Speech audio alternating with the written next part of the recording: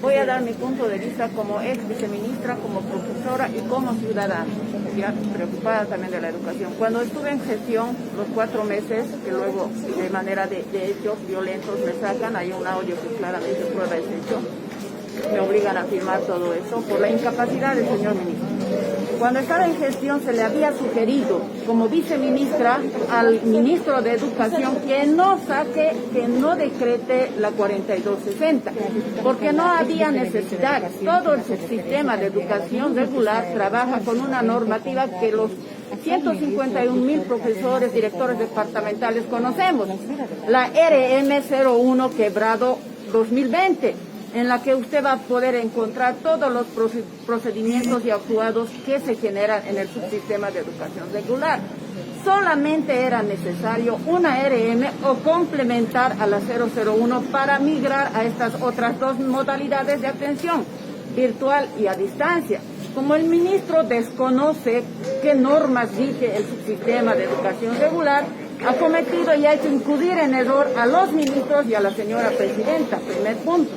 Segundo punto, saca para clausura la RM050, no procede, Manacancho, no sé cómo más explicarle al señor ministro, no procede porque es una norma de jerarquía inferior. Una norma de esa jerarquía no puede abrogar ni derogar leyes con las que nos regimos en el subsistema de educación regular.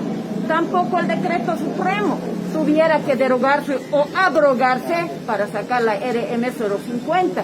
Él tiene su asesor jurídico y ahora recién me entero que no es abogado. Tiene mínimamente tener responsabilidad, inclusive por el daño que nos ha causado con estas convulsiones. Él es el responsable. Lamento mucho. Y es verdad, no sé en qué medida explicarle, no podemos retornar a clases presenciales, pero el decreto supremo que él mismo genera dice, sí habrá clases en la modalidad a distancia y a virtual. Además, recordaremos que airosamente dice, hay plataforma gratuita, lo que es una gran mentira, falacia.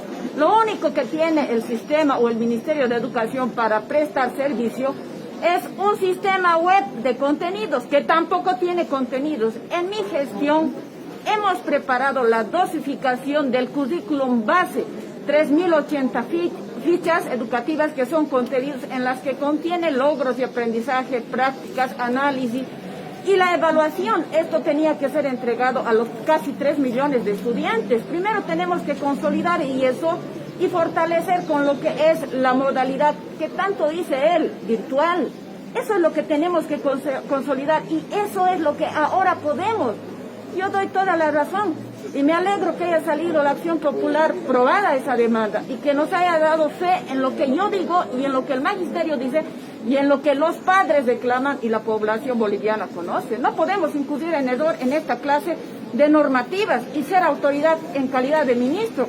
Por ese hecho, porque yo me he parado bien fuerte y se lo he dicho bien clara las normativas, es que he sido sujeto de agresiones violentas, que Alan Coronel el día 7 de julio me ha querido agredir y deschapar la puerta del viceministerio, tal cual se establece un proceso en contra de Cárdenas, que mi persona ha instalado ya en el ministerio, ya ha sido admitida y voy a seguir con ese proceso. Y además a la población boliviana voy a presentar también en Cochabamba la acción popular, que también voy a solicitar la nulidad como Cochabamba de esta RM050. Eso tenemos que presentar todos los ciudadanos, sí o sí. Tenemos que enseñarle que aquí rige el Estado de Derecho y hay una constitución política del Estado a la que todos debemos obedecer. Pero, sin embargo, el Ministerio se niega a cumplir esa resolución de la acción popular. ¿Qué procedería? Vamos a aclarar ese punto con el mayor respeto. Le han dado 10 días para que cumpla esta resolución de acción popular. Al un día más de incumplimiento va a ser sujeto de un proceso penal, la 179 bis. Desobediencia a acciones de defensa e inconstitucionalidad, que tiene una sanción de punibilidad, si es que no me equivoco, de 6 años. Al generar la RM050 también ya era sujeto de una acción penal, resoluciones contrarias a la Constitución y la ley. La norma que no era pertinente en ese momento. ¿Quieren clausurar el año? Vayan por un decreto supremo. ¿Por qué un decreto supremo? Porque nadie, ningún profesor puede ser llenado de notas cuando no hemos pasado clases, cuando el sistema educativo se ha caído. Si en caso de llenar un profesor una nota, estaríamos incumpliendo una norma, el derecho penal de falsedad ideológica, y también vamos a ser sujetos de una sanción penal. Como verá, hay contraposiciones de norma y lamento mucho que un ministro no sea capaz de ver que la 001 establece cómo debemos proceder. Y para aclararle más aún a este ministro, no hay varios tipos de educación. La Constitución dice que la educación es única. La modalidad virtual, presencial, a distancia son el medio, el camino por el que transita el proceso educativo como tal. Gracias. Gracias. Gabina Condori. Bien, en palabras de la ex viceministra de Educación, Gabina Condori. Es importante reflejar esta información, amigos de Radio Soberanía, puesto que se tiene ya una resolución vigente según el gobierno y bueno, de la justicia, ¿no? Prácticamente que ha anulado la clausura del año escolar. Sin embargo, el gobierno se niega a atender esta situación.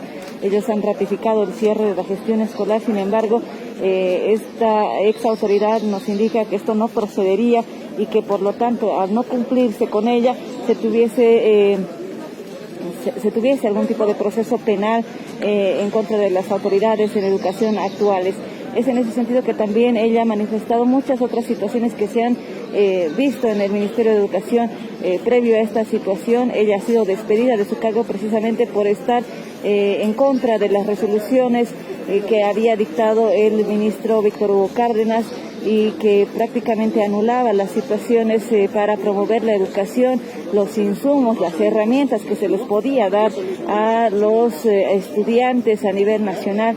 Y es que pues para esta ex autoridad existieron muchas falencias en esta gestión educativa, y es que eso ha propiciado, ha ido en contra de la niñez y juventud de nuestro país en este tiempo de pandemia, donde, bueno, a apreciaciones de la ex viceministra, en otros países se ha afrontado de forma mucho más eficiente, esto para no perjudicar precisamente el aprendizaje y el desarrollo de la niñez y la juventud. Nosotros con esta información cerramos este contacto.